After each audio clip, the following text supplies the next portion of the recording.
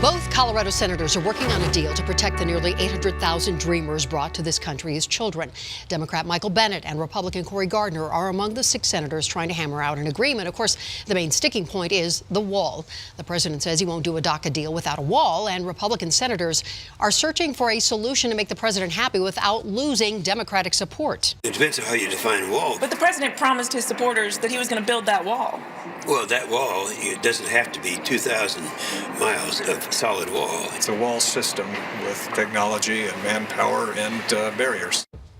Now, this deal overshadowed when at the White House the president used some offensive language, calling Haiti, El Salvador, and African countries a name we can't use on television. We put the text of his remarks on your screen. He was asking, why are we having all these people from these countries, and then suggested the U.S. should instead bring more people from countries such as Norway. Well, now the president is denying using that offensive language. The president tweeted out, never said anything derogatory about Haitians other than Haiti is obviously a very poor and troubled country. Never said take them out, made up by Dems. I have a wonderful relationship with the Haitians. Probably should record future meetings. Unfortunately, no trust. Also this week, for the first time in more than 2 years, there have been talks between North and South Korea. Diplomats from both countries met in the demilitarized zone to discuss inter-Korean relations. The South's also hoping to resume reuniting families separated by the Korean War decades ago. North Korea is also planning to send a delegation to the Winter Olympics in South Korea next month. Well, joining me to talk about all these developments is Ambassador Christopher Hill, Chief Advisor to the Chancellor on Global Engagement at the University of Denver. So thank you first and foremost for being here. But I think we have to first start with the president's comments this week about Haiti, El Salvador, and African countries. How are these comments viewed by the rest of the world? Well, first of all, there's a substantive question about whether we're going to shift to an immigration system that no longer seeks to put families together, but rather seeks to get people of certain skills, which we already have in the immigration system. But the president, I think, has in mind a wholesale change in the whole approach here. But with respect to the question of how people regard this, I would say this is a pretty devastating comment. It's not the first time the president has said things that, frankly speaking, one would not expect a president to say. But I think this is pretty devastating, and devastating throughout the African continent, probably through any country where they have people of color. So I think it's a pretty serious matter, and I think with respect to the Europeans, I don't think they were particularly flattered by the comment about Norway. And so I think we've really hit a very important point here in terms of whether the president can work with countries in important countries in the world. And you probably noticed today he just canceled his trip to the UK. So I know you served in South Korea, Poland, Macedonia.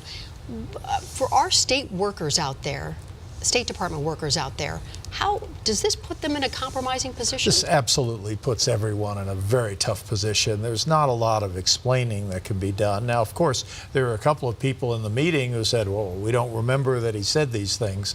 I'm not sure that's true, but I'm not sure, frankly, that you can kind of get away with a comment like that. You know, I was a Peace Corps volunteer in Africa. I lived in a very rural area, helping people in rural Cameroon. These were beautiful place and beautiful people, and I can imagine how hurt they are by these kinds of comments. Let's switch to the conversation of the North and South and their talks this week.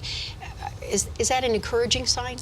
Well, you know, there is some encouragement to be derived from it. First of all, until that happened on New Year's, where the North Korean president said he'd welcome a dialogue with the South Koreans, there was no good news anywhere. Right. So this, I think, is important. The South Koreans are looking at this from the short term of trying to make sure that everything goes smoothly for these Olympics. You know, they've invested heavily in every way, shape, and form to make a good Olympics.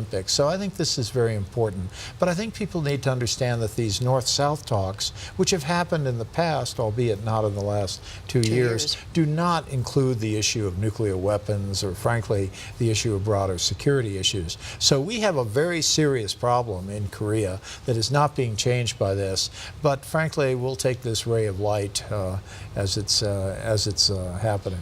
Is this the worst relationship the U.S. has had with North Korea, given the tweeting that we've seen going on? Well, to be sure, we've never had good relations with North Korea. Right. I mean, it's been a very tough relationship. I mean, I negotiated with the North Koreans over the course of 4 years, and to negotiate with them is not to develop an appreciation for their perspective. I mean, it's a really hard line kind of place. So our relations have always been bad, but I think they've definitely been exacerbated by this tendency of our president to personalize these things, and perhaps more importantly, not just in terms of the North Koreans, but also the South Korean public.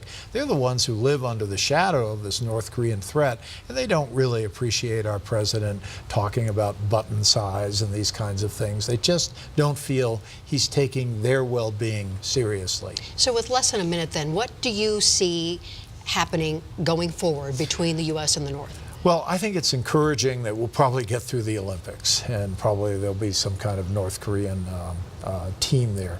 I think what's important, though, are these latest sanctions. These are the toughest sanctions I've ever seen, and these are sanctions that go after their gasoline supplies. North Korea doesn't even have the capacity to make its own gasoline. So I think that is going to be the key in the coming months, and whether the U.S. can kind of work things together with China, because we do need China as a part of this.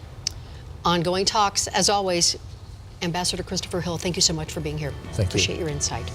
We're going to talk about the Colorado legislature when we come back.